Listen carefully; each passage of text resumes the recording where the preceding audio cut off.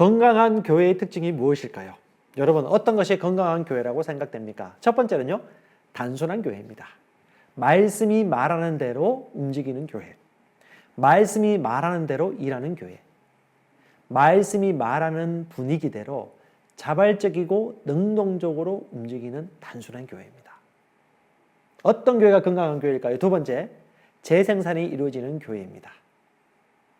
한 공동체만 유기적이고 특별한 교회가 아니라 그 모습들이 똑같이 재생되어져서 똑같은 유전자가 흘러가 거기도 자연적이면서도 친화적이고 능동적이고 하나님의 임재와 하나님의 목적이 흘러가는 교회, 제자가 제자를 낳는 교회, 재생산이 이루어지는 교회가 바로 건강한 교회입니다.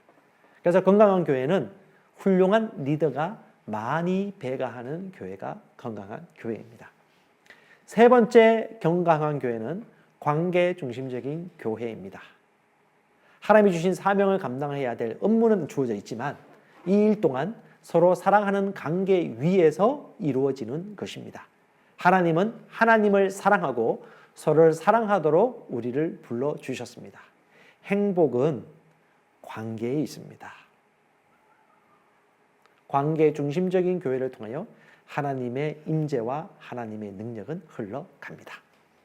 여러분, 이 시대는 포스트 모더니즘 시대라고 합니다. 모든 것을 부인하는 시대. 바로 이 시대에 많은 사람들이 갈망하는 니즈가 있습니다. 교회는 이 니즈를 무시할 수 없습니다. 그들의 필요가 무엇일까요? 그들은 직접 경험할 수 있는 진리에 대한 목마름을 가지고 있습니다.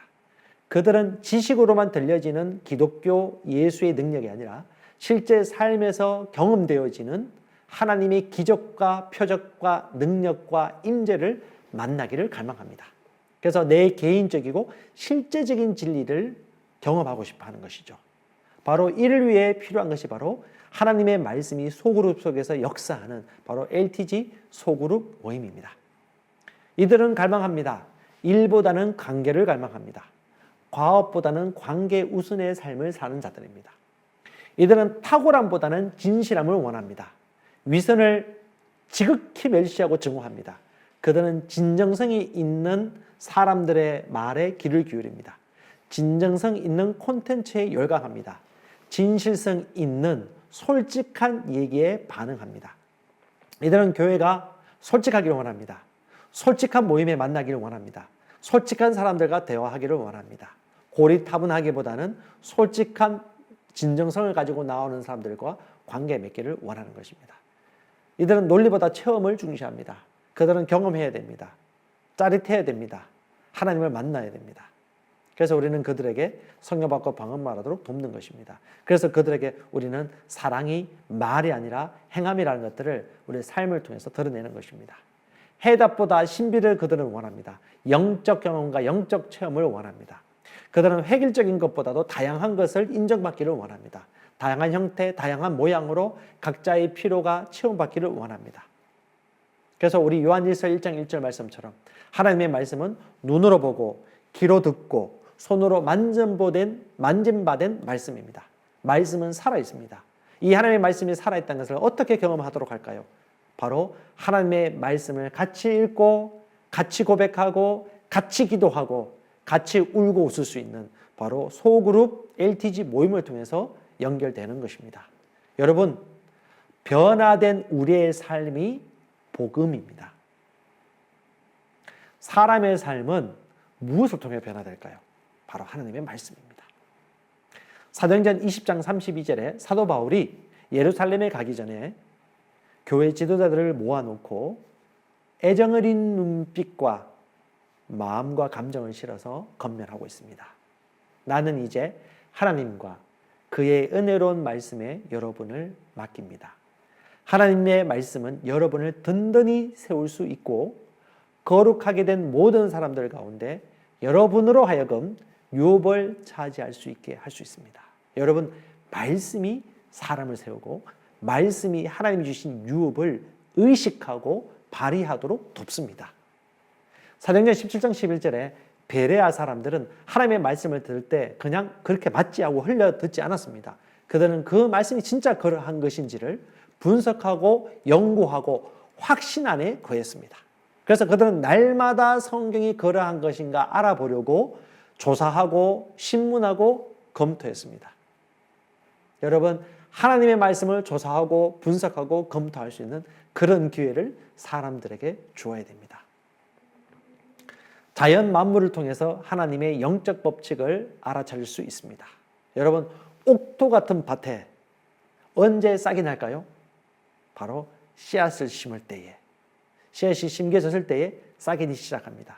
이 황토밭이 변하여 푸른 추수밭이 되어집니다.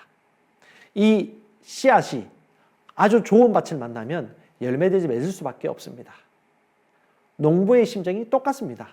하나님은 농부가 씨를 뿌려 열매를 맺은 같이 우리 이 마음밭에 씨를 뿌림으로 말미암아 열매 맺도록 계획하셨습니다. 너무도 자연스러운 자연 법칙이자 영적 법칙을 마가복음 4장에서 설명하고 있는 것이죠. 4장 26절을 보십시오. 이르시되 하나님 나라는 사람이 씨를 땅에 뿌린가 같으니 그가 밤낮 자고 깨고 하는 중에 씨가 나서 자라되 어떻게 그리 되는지를 알지 못한다. 여러분, 땅은 스스로 열매를 맺는다고 말했습니다. 땅에 씨앗이 뿌려지면 열매는 맺혀지게 되어집니다. 이것을 확신하시기 바랍니다. 그러므로 하나님의 말씀이 심겨지면 누구든지 변한다. 이 확신을 가지고 이 모임에 참여하시기 바랍니다. LTG에는 3가지 요소가 있습니다. 첫 번째는요, 말씀을 반복적으로 읽는 습관입니다. 두 번째는 그룹 안에서 진솔한 나눔을 하는 모임입니다.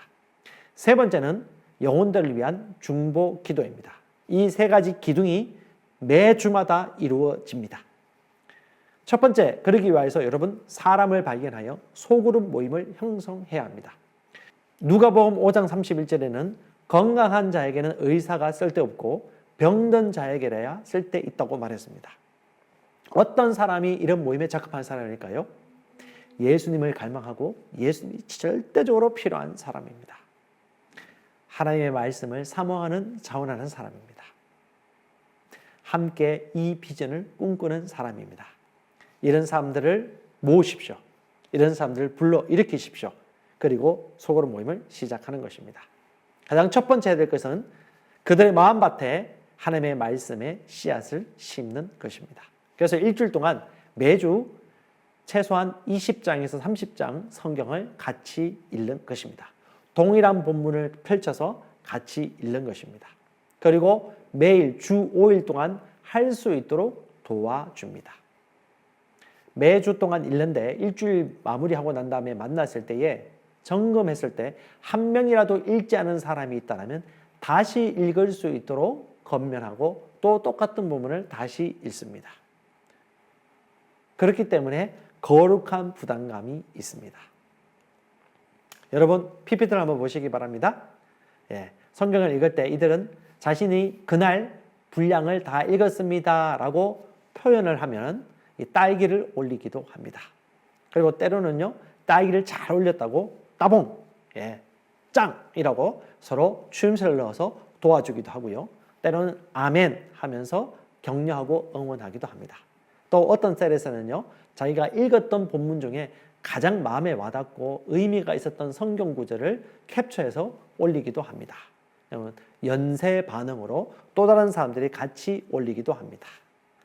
어떤 사람은 꽃으로, 어떤 사람은 따봉으로, 어떤 사람은 딸기로, 또 어떤 사람은 새싹으로 자신이 읽은 횟수를 표현하기도 하고 권면하기도 합니다. 지금 여러분 셀에서 하고 있는 성경 읽기 프로그램을 통해서 이 모임에 적극적으로 참여해 보십시오. 그리고 저희 교회에서는 탁상 달력을 통해서 LTG 성경 읽기 본문도 제공해 주고 있습니다. 일단 실천해 보는 것입니다. 여러분, 성경 말씀을 일주일에 20장 내지 30장 우리 주보와 또 원력에 나와 있던 그 본문을 여러분들이 5일이든 6일이든 나누어서 매일매일 읽으면서 읽은 것에 대해서 톡방 속에서 반응을 올려주시기 바랍니다. 여러분, 성경은 하나님의 씨앗입니다. 씨앗이 올바른 밭에 뿌려지면 반드시 싹이 납니다. 그 믿음을 가지고 여러분 참여해 보시기 바랍니다.